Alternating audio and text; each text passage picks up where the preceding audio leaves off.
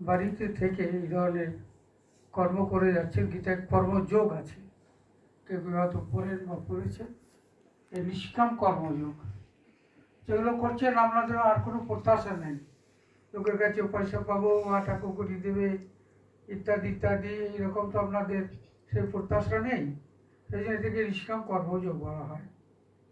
আমরা যেমন রামকৃষ্ণ মঠ মিশনের সাধু ভক্ত মিলে আমরা যারা যে সমস্ত জায়গায় রিলিফ করতে যাই ইত্যাদি ইত্যাদি, আমাদের কাজ হয়ে গেল, আমরা চলে এলাম। যেখানে করলাম তাদের কাছ থেকে আমাদের কোনো প্রত্যাশা নেই।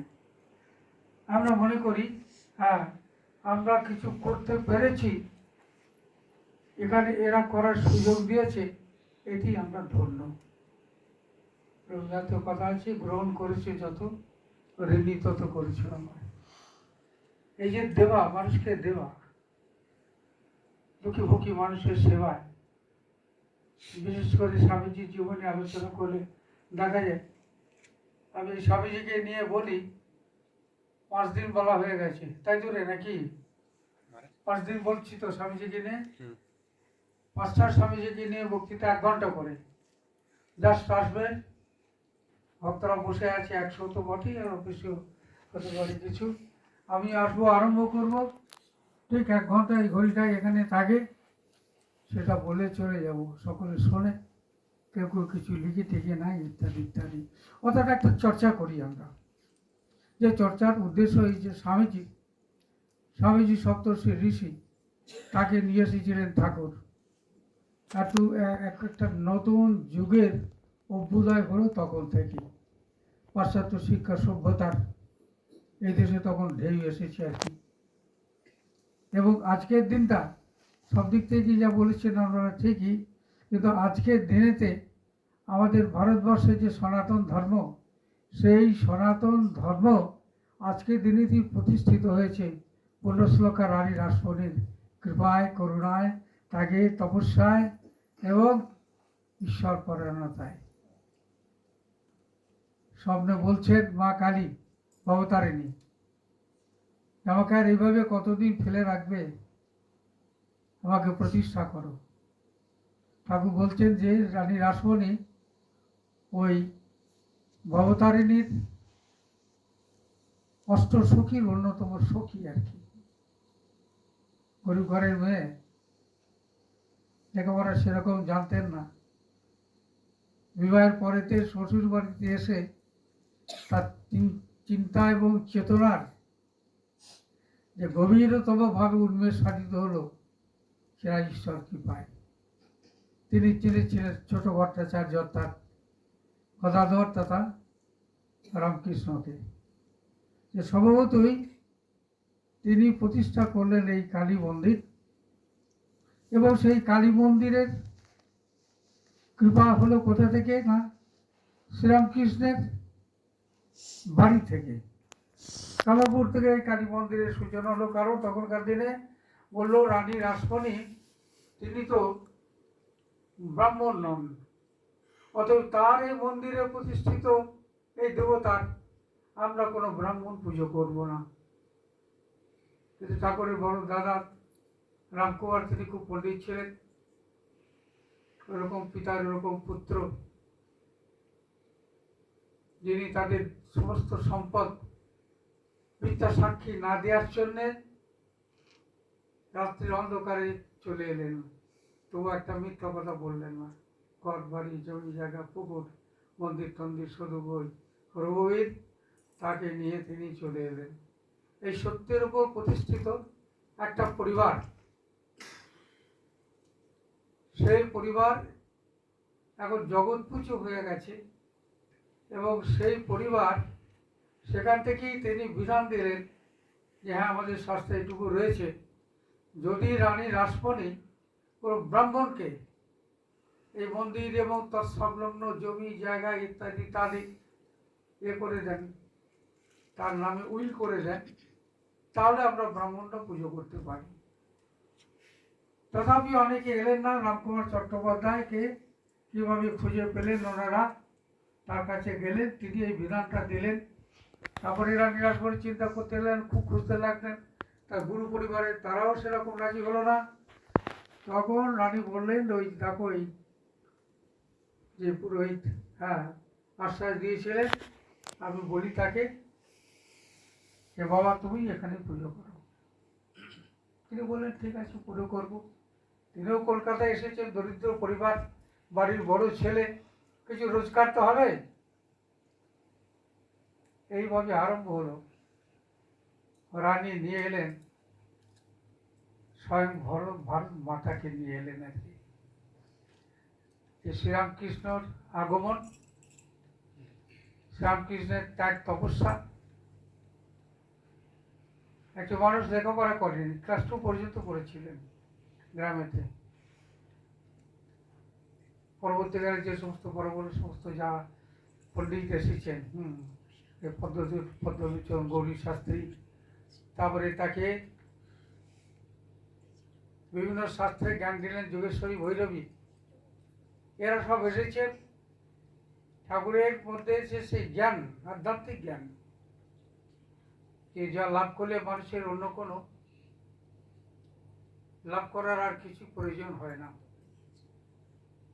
মানুষ সমস্তটাই তার অন্তর থেকে উপলব্ধি করে নিতে পারেন। যেটা একটা শ্লোক আছে, জংলব্ধা আচা অপরম লাভম মন্যতে নাধিকং ততঃ যস্মিন স্থিত ন দুঃখে ন গুরুণা আপনি বিচার্যতে। অর্থ, ঐশ্বর্য, বিত্ত, প্রতিষ্ঠা, সম্পদ মানুষের চাহিদা থাকে, কোনো মানুষের এই চাহিদা মিটবে না। খুব বিচারশীল মন যারা, তাদের মধ্যে এটা দেখা দেয়। কিন্তু জীবন দেখছি মানুষের, কেউ এখানে চিরস্থায়ী নয়। যে ছিল আজকে, কাল থাকবে না, আমিও থাকবো না। স্বভাবতই সেই জন্যে যে শঙ্করাচার্যের একটি শ্লোক আছে আর কি, দুর্লভম ত্রামে বৈতৎ দেবানুগ্রহ হেতুকম মনুষ্যত্ব মুমুক্ষুত্বম মহাপুরুষ সংশ্রয়। দুর্লভম ত্রাম বৈতৎ, এই তিনটি জিনিস খুব দুর্লভম। ঈশ্বর না দিলে সেটি হয় না। দুর্লভম ত্রাম বৈতৎ দেবানুগ্রহ হেতুকম, ঈশ্বরের কৃপা যদি থাকে তখন মানুষ পায়। সেই তিনটি শব্দ, মনুষ্যত্ব, মুমুক্ষুত্ব, মহাপুরুষ সংশ্রয়। আমি মানুষ, এই যে একটা গরু, একটা ছাগল, তার সঙ্গে আমার বিশেষ কোনো পার্থক্য নেই। আহার, নিদ্রা ইত্যাদি ইত্যাদি, এই চিন্তা, চেতনা, ইনস্টিংক্ট যেগুলো আমরা বলি, সেগুলো মানুষেরও যা আছে, ওদেরও যা আছে, আমাদেরও তাই আছে আর কি। কিন্তু একটা তফাৎ রয়ে গেছে, যে মানুষ জ্ঞান লাভ করতে পারে। হ্যাঁ, মানুষের মনের মধ্যে আসে চতুর্বিধা ভজন্তে এবং জানা সুকৃতির অর্জুন আত্মজিজ্ঞাসা অর্থাৎ জ্ঞানী যে ভরতস্য। গীতা পড়েন তো, একটু গীতা পড়বেন। গীতার শ্লোক বাংলা মানে আছে, এক কথা মানে আছে। হ্যাঁ, এই ভগবান বলছে, স্বয়ং শ্রীকৃষ্ণ ভগবান, তিনি বলছে যে 4 শ্রেণীর মানুষ তো আমাকে ডাকে, সবাই ডাকবে না। সবাই তো ডাকবে না, সবাই ডাকলে অস্তিত্ব থাকবে না, সকলে মুক্তি হয়ে যাবে। সেই জন্য এই 4 শ্রেণীর মানুষ, আর্ত মানুষ, তারাই প্রথমে একটু একটু ডাকতে আরম্ভ করে, যখন দেখে চতুর্দিক থেকে জীবনের দুঃখটাই যেন ধীরে ধীরে ধীরে ধীরে আমাকে আষ্টপৃষ্ট বেঁধে রাখছে আর কি। হ্যাঁ, তখন ঈশ্বরকে ডাকে, ঈশ্বরের শরণাপন্ন হয়। আত্মকে ত্রাণ করতে হয়। আপনারা যাদের সেবা করছেন, তারাও ওই আত্মের ত্রাণের কথাই ভাবছেন। যাই হোক, কিছু তো সেবা হচ্ছে আমাদের। একজন বৃদ্ধা বা একজন বৃদ্ধ, তাদের চিকিৎসা, তাদের সামান্য কিছু দেওয়া, তাদের জন্যে এই ধরনের শাস্ত্র পাঠ করে শোনানো, তাদের মনে সাহস জোগানো, তাদের দুঃখ কষ্টে লাঘব করা, এইটাই এই জীবনের, এই মনুষ্য জীবনের প্রধান অবলম্বন হওয়া উচিত। ঠাকুর জন্মার আগে এসেছিলেন ভগবান শ্রীকৃষ্ণ চৈতন্যদেব, তিনি বলেছিলেন জীবে দয়া বৈষ্ণব সেবা নাম সংকীর্তন। জীবে দয়া করতে হয়, মানুষকে জীবকে সব দয়া করতে হয়। জীব শ্রীরামকৃষ্ণ এসে বললেন দয়া নয়। শ্রীরামকৃষ্ণের সঙ্গে এই চৈতন্যদেবের 350 বছরের তফাৎ। 350 বছর ব্যবধানে শ্রীরামকৃষ্ণ এসেছেন। হ্যাঁ, আর ঠাকুর এটাকে একটু মডিফাই করলেন যে দয়া নয়, সেবা। জীবে দয়া নয়, দয়া নয়। তুই জীব, তুই কি দয়া করবি? তুই সেবা করবি। কেমন সেবা? সেবক জ্ঞানে জীব সেবা। আমরা ভারতবর্ষের মানুষ এই শিবকে যেভাবে সেবা করি আমরা, কারণ তিনি সৃষ্টির, তিনি স্থিতি তিনিই নয়। ব্রহ্মা রূপে শিব যখন ব্রহ্মা রূপে তিনি সৃষ্টি করছেন, শিব যখন বিষ্ণু রূপে তিনি পালন করছেন, আর যখন সময় হয়ে গেছে তিনি রুদ্র রূপে ধ্বংস করছেন। এক শিব শিবায় সন্তান প্রণত হেতবে হৃদয় বিচ্ছৎপানা বোধিস্তব পরমেশ্বর। এই শিবের পরামন্ত্র ওম নম শিবায় নম, ওম নম শিবায় নম, ওম নম শিবায় নম। তো স্বভাবতই এই মানুষ সংসারে থেকে ইদানিংকালে যে ঠাকুর এসে যখন আরম্ভ করলেন ধ্যান, ঠাকুর নিজের মুখে বিশেষ কিছু বলেননি। তার যেগুলি 15-16 জন যুবক ছেলে, একজন শুধু বৃদ্ধ ছিলেন। হ্যাঁ, সেই বৃদ্ধ ছাড়া বাকি সবাই যুবক ছিলেন, লেখাপড়া যেন লোক ছিলেন। একমাত্র লাটু মহারাজ একবারে কিছু করতে জানতেন না।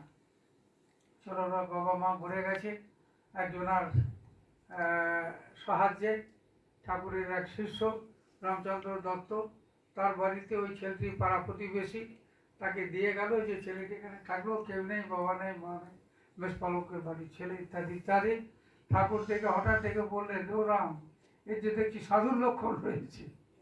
তারপরে ধীরে ধীরে ধীরে ধীরে লাটু বললো, ওখানে আর থাকবো না, আমি তোমার কাছে থাকবো। গঙ্গাধারে ধ্যান করছেন। ঠাকুর বললেন, আরে তুই যা ধ্যান করছিস সে তো ময়দা ঠাসার লোক পাচ্ছে না, মা একলা এত লোক খাবে। হ্যাঁ, বলে যা ওর কাছে যা। মাও ডেকে নিয়ে এলেন। হ্যাঁ, লাটু লাটু অর্ধেক বাংলা অর্ধেক হিন্দি মিশিয়ে কথা বলে। হ্যাঁ, কিন্তু অপূর্ব তার ভাব এবং ভক্তি। এত বড় একটা মানুষ, কোন পরিবারে জন্ম হয়েছে জানি না, পিতামাতার মুখও তার মনে পড়ে না, নিজের কথা কোনো সময় তিনি বলতেন না। একমাত্র শ্রীরামকৃষ্ণ এবং মা তার আপনজন ছিল পৃথিবীতে। এই সঙ্গ ঠিক আছে, তিনি সঙ্গে থাকতেন না, সবসময় চলে যেতেন বাইরে, ঘুরি বেড়াতেন, কাশিতে চলে যেতেন, ওখানে যে কিছুদিন থেকে আবার চলে আসতেন। তার সেই জন্যে এই নিষ্কাম কর্মযোগ, এই নিষ্কাম কর্মযোগের কথা ভগবান শ্রীকৃষ্ণ চৈতন্য বলেছেন। আবার স্বামীজির মুখ দিয়ে ঠাকুর বলে গেছে। এই যে রামকৃষ্ণ সংঘ, এই রামকৃষ্ণ সংঘ এই যে হলো, এর প্রধান উদ্দেশ্য আমরা বলি, স্বামীজি বলেছেন এই কথাটা, নবযুগ ধর্ম প্রবর্তক। একটা নতুন যুগ, নতুন যুগের নতুন ধর্ম, নতুন মানুষ। স্বামীজি বলছেন নতুন মানুষ, নতুন দেবতা, নতুন ধর্ম, নতুন শাস্ত্র, নতুন সমাজ, নব বলে বলিয়ান মানুষের চিন্তা চেতনা। ঠাকুরের কথার ভিতরে যে সমস্ত কথা আছে, ঠাকুরের মুখ থেকে বেরিয়ে আসতো স্পন্টেনিয়াসলি। হ্যাঁ, তিনি ভেবে কথা বলতেন না, তার তো কোনো পড়াশোনা ছিল না। শুনে শুনে শুনে শুনে কয়েকটা ইংরেজি শব্দ বলতে পারতেন, সংস্কৃত বলতেন, বুঝতে পারি কিন্তু বলতে পারি না। আর বাংলা তার ভাষা হচ্ছে আমার পুকুরের ভাষা। পরবর্তীকালে এই সমস্ত কলকাতার লোকদের সঙ্গে থাকতে থাকতে কথা বলতে বলতে বলতে বলতে তিনি কলকাতার ভাষা কিছুটা রপ্ত হয়ে গেছিলেন। কিন্তু যে বিদ্যা আমরা যেটা বলি, দুটো বিদ্যা আছে তো, পরাবিদ্যা আছে, অপরাবিদ্যা আছে। পরাবিদ্যা আছে পরম বিদ্যা, আধ্যাত্মিকতা লাভ করে যে বিদ্যা মানুষকে একবারে উচ্চ পর্যায়ে নিয়ে যেতে পারে। তখন তার চর্মচুখ খেতে ওই জ্ঞান ভক্তি বিবেক বৈরাগ্য সব চলে আসে, দেখে পৃথিবীর রূপটা দেখে। যে একটা মানুষ মরে গেলে তার স্কেলিটনটা যেমন দেখা যায়, সেরকম যাতে জ্ঞান হয়ে যায়, তারা এই পৃথিবীটাকে ধীরে ধীরে ধীরে ধীরে যত তাড়াতাড়ি পারি সেই তাড়াতাড়ি পারার জন্যই পৃথিবী থেকে চলে যেতে চান তারা। কিন্তু তা তো হবে না, একটা তো তাদের কর্ম থাকে। প্রত্যেকটি মানুষের আমাদের এক একটা পারিবারিক জীবনে হোক, যেমন চাকরি বাকরি যারা করছেন তাদের তো একটা সময় থাকে, এই পর্যন্ত এই কাজটা করতে হবে, পরবর্তীকালে তারা রিটায়ারমেন্ট নিয়ে চলে আসবে আর কি। পরিবারে তো সেরকম, ধীরে ধীরে বয়স হলো, যা হয় রোগ একটা হবেই হবে, ভুগতে ভুগতে ভুগতে ভুগতে শরীর একদিন চলে গেল।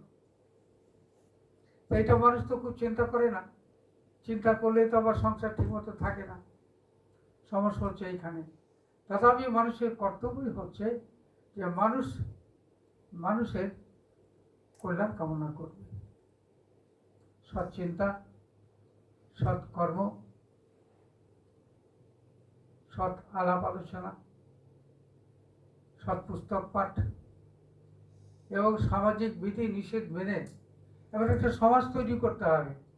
এসব কারণে আপনারা যেসব করেছেন এগুলোর কতটুকু জেনে করেছেন জানি না, কিন্তু এই ধরনের ছোটোখাটো সংস্থা প্রচুর হয়েছে। আমাদের সঙ্গে যুক্ত আছে 1000 আশ্রম, 1000 আশ্রম যারা আমাদের নীতি নিয়ম মেনে ঠাকুরের পূজা, একটা ছোট্ট ঠাকুর ঘর আছে। এই 1000 আশ্রম কতদিনের মধ্যে হয়েছে? 1000 আশ্রম এই 25-30 বছরের মধ্যে বা একটু বেশি। স্বামী বীরেশ্বরানন্দজি বলেছিলেন, দশম সংঘ গুরু, যে মুষ্টিমেয় সাধু ব্রহ্মচারী দ্বারা এই ঠাকুরের ধর্ম প্রচার করা যাবে না, অনেক সময় লেগে যাবে। এখন সংসারী মানুষ কিংবা নারী কিংবা পুরুষ, মহিলারা এখন নিজেরা অনেক আশ্রম করেছে, এছাড়া প্রতিষ্ঠিত হয়েছে সরদা মঠ, তাদের বিরাট কর্মকাণ্ড। ভারতবর্ষ তো বটেই, ভারতবর্ষে কত দূরে আমরা একবার গেছিলাম, আমি স্বামী স্মরণানন্দজি যখন জেনারেল সেক্রেটারি, প্রায় বারবার বর্ডারে ওদের আশ্রমে সাধারণত আমরা যাই না, আমাদের যাওয়ার নিয়ম নাই। উনি জেনারেল সেক্রেটারি ছিলেন, যাচ্ছিলেন সকলে চলো গৌহাটি থেকে আমরা ধীরে ধীরে যাত্রা করলাম। আর সেখানে দেখলাম ওরা স্কুল করেছে এবং সেখানে বিরাট তাদের প্রভাব প্রতিপত্তি, মেয়েদের স্কুল। সেই মেয়ে ডাক্তার হয়েছে, ইঞ্জিনিয়ার হয়েছে, তাদের ছাত্রী ডিএম হয়েছে, এবং তারা সমস্ত শ্রী শ্রী মাকে অনুসরণ করে তারা সমাজের বাড়ি বাড়ি যে মেয়েদের নিয়ে আসছে, যেন পড়তে হবে, পড়াশোনা করতে হবে। সেই জন্য শিক্ষার বিশ্বাস স্বামীজি চেয়েছিলেন, শিক্ষা এবং স্বাস্থ্য। সেই জন্য স্বামীজি স্কুল কলেজ করার কথা বলেছিলেন, আর হাসপাতাল ডিসপেন্সারি করার কথা বলেছিলেন। আজকে ভারতবর্ষের যে কোনো বড় শহরে আমাদের হাসপাতাল রয়েছে এবং শতাধিক বছর অতিক্রম করেছে, 8-10টা হাসপাতাল রয়েছে এবং স্থানীয় মানে মানুষ জাতি ধর্ম নির্বিশেষে স্বভাবতই এই সেবা সবাই পরম ধর্ম। এই সেবা মানুষকে করে যেতে হবে। এই সেবা করলে মানুষের হৃদয়াবত্তা জাগরণ হয়, মানুষের অন্তরের মধ্যে যে দেবত্ব রয়েছে, সেই দেবত্বের উন্মেষ হতে থাকে, ধীরে ধীরে ধীরে ধীরে দেবতা তাকে পরিচালনা করে। ঠাকুর নিয়ে এসেছেন একটি নতুন ধর্ম, যে ধর্মকে কেন্দ্র করে আমাদের ভারতবর্ষ, স্বামীজি বলছেন প্রাচীন ভারতবর্ষ জ্ঞানে, বিদ্যায়, আধ্যাত্মিকতায়, শিক্ষায়, সংস্কৃতিতে খুব প্রবীণ ছিল। অনাগত যে ভারতবর্ষ অতীতের ভারতবর্ষে ম্লান করে দেবে। আমরা দেখতে পাচ্ছি ধীরে ধীরে এই 20 বছরের মধ্যে এই ভারতবর্ষের অনেক উন্নয়ন হয়ে গেছে। নারী শিক্ষা, নারীদের সর্বকর্মেতে অংশগ্রহণ এবং স্বভাবতই আজকে নারী জাগরণ সম্ভব হয়েছে স্বামীজি বিদ্যাসাগর, রামমোহন রায় থেকে আরম্ভ করে তারা প্রথম, রবীন্দ্রনাথের বাবা, দেবেন্দ্রনাথ ঠাকুর ও রবীন্দ্রনাথ নিজে যে নারী শিক্ষা, হ্যাঁ, এই নারী শিক্ষা, নারীর মর্যাদা না সমাজে প্রতিষ্ঠিত হলে, নারী শিক্ষা না হলে সমাজের উন্নয়ন হবে না। একটা পাখির একটা পাখাকে যদি কেটে দেয়, স্বামীজি বলছেন, সে পাখিটা উঠতে পারে না স্বভাবতই। সেই জন্য সমাজের মধ্যে নারী এবং পুরুষ উভয়ে মিলেমিশে কাজ করবে। আপনারা যারা এসেছেন, এটা দেখে মনে হচ্ছে শুধু নারীদেরই একটা অনুষ্ঠান, পুরুষরা কিছু পাঠ করবে বলে এসেছেন। কেন পুরুষ মানুষ আপনাদের সঙ্গে আসছে না? একটা কারণ আছে তো? কারণ আছে, আমাদের বোঝাতে পারবেন না। আমি আর ওসব আলোচনায় যাচ্ছি না। দেখুন, শ্রদ্ধা বলে ইয়ে করেছেন, একটা খারাপ মানুষও যদি আপনি নিয়ে এসে আপনাদের অনুষ্ঠানের সঙ্গে যুক্ত করতে পারেন। আমি যখন কামারপুকুরে ছিলাম, 12 বছর অধ্যক্ষ ছিলাম ওখানে, আমি একটা লোক চুরি ডাকাতি করে, পাশাপাশি গ্রামে চুরি ডাকাতি করে। আমি একটা লোককে দিয়ে খবর পাঠালাম তার কাছে, যে ওকে ডাকো তো।